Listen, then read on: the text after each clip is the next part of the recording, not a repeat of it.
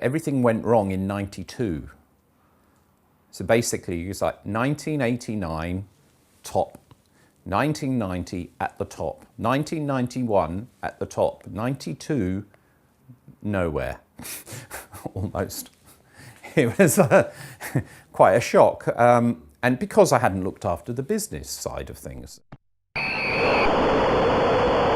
This thing, I'd made a monster, and the monster went completely out of control, out of my control. It's like Game of Thrones and Daenerys with her dragon. You know, it's like at a certain point the dragon grows up and then you can't control the dragon anymore. And so you're going to have to figure out how to come to some kind of relationship with this thing that is now bigger than you.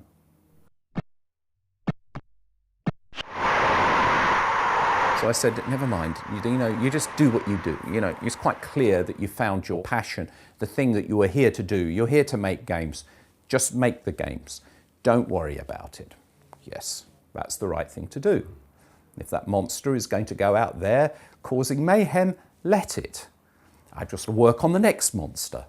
You know, so, and that was my philosophy. And I held it together in that way, fine, until one day, because you see, you can't avoid it. This was one of my big mistakes, was to just not even look at what the monster was doing, not even talking to it, not dealing with it. In the end, it will get you anyway. And I remember I'm sitting there working on Kickoff 3, and I'm looking at the magazines because there was no internet, so that was how the communication and things were. And in Amiga Power, there was letters, and I saw a letter that was supposed to be from me. I hadn't given any interviews. I hadn't interacted with my fans even. I kept my head down. And now there was a letter supposedly from me, and my heart sank, because it's like, look, I'd made this arrangement in my mind. I'm not going to engage in it. I'm not going to engage in it because I know where it leads. Somehow I knew it would lead to a dark place. Somehow I knew it was important for me to just be strong and be me. And there was a letter in Amiga Power that was supposed to be from me. They didn't check. Nobody knew who Dino Dini was. Some people thought he didn't exist. Some people thought he was an Italian footballer.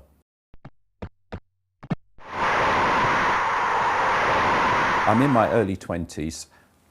There's a publisher, there's me, there's this game. Copyright of the game belongs to the publisher, you know, because that's what it says on the box.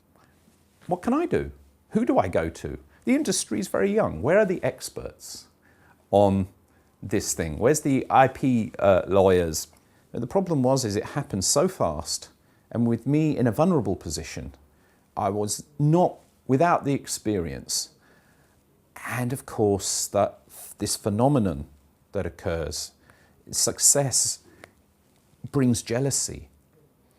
And the jealousy comes from all different places. Even the person who needs to be thankful. Anil Gupta, right? He passed away like 15 years ago.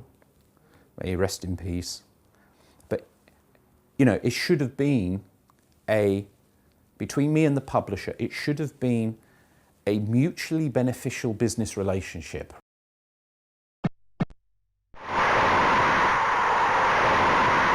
The creative talent became, on the one hand, what originally brought, made the industry what it was, but then the companies wanted to hide it.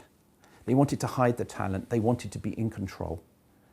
And so the industry moved in this direction where it was the managers and the owners of companies and so on that dictated, in the end, the creative flow of everything, and with their rationalizations and so on. And the creative talent got pushed down and down and down. And this has gone on for 20 years with many reasons. It's a very complicated thing. It's not simple at all, but that's what's happened. And nobody knew.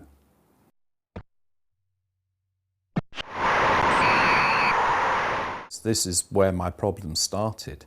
I was very private. and Anko liked to keep it that way. And so we're going in an area where I talk about things that I find very difficult, but I will just give you an example, right? When Kickoff won the Industry Dinner Award of 1989 for, I think, Best Arcade Game, it was a big deal. I was nominated for Best Programmer as well, but Bullfrog beat me to it. They actually won in 1989 that for Populous. And Anil Gupta told me, but I wasn't there. So I didn't pick up the award. I was just told. I did pick up the Golden Joystick Award for Kickoff 2 in 1989. And it was Jonathan Ross, TV personality Jonathan Ross. He was the guy who was presenting, you know. So I can remember picking this up. I was included for that one. I won a second Golden Joystick Award in 1991 for Kickoff 2. So 2 years in a row, Game of the Year. I found out that I'd won that second one when I read it in a magazine. And Anko hadn't even told me.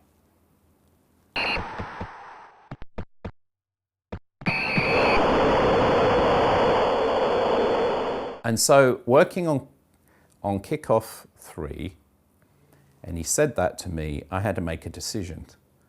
It's like there are limits with me, and he crossed the line with me. There was no going back. I had to leave Anko. I had to. I took everything with me because one thing was that until the game was released, I didn't give anybody anything. And I'd learnt that anyway with Anil, because you had no idea where it was going to go. So, you know what? I found myself another publisher. I got an agent who helped me, and we found another publisher, and that publisher was Virgin. Okay, so we got as far as like the Kickoff 3. I did a conversion to the Mega Drive, so that was released, but that was released on the same day as FIFA. The FIFA in '94, and obviously that was not good for me. I was trying to continue telling my story as a game designer, but the whole of the new industry with the PlayStation came along, and that was another kind of monster. If you wanted to make a game for PlayStation 20 years ago, you needed to spend $20,000 of money of 20 years ago for a development kit, and there was no guarantee they would let you actually publish the game. So from a business point of view, it was crazy. It was only big businesses and big publishers that could take the gamble, and anyone like me couldn't do it.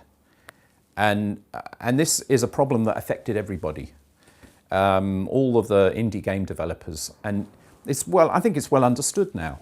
So this was a real problem, because what could I do? I did try. I went to PC. It's the only place I could go. This is all part of the story. It's like, I can look at this now and think I'm okay with it. I can look at the box of the original Kickoff 2 and I'm okay with it now. I went to the Dublin Kickoff 2 World Championships last November. It's the 25th anniversary championships of the game, right?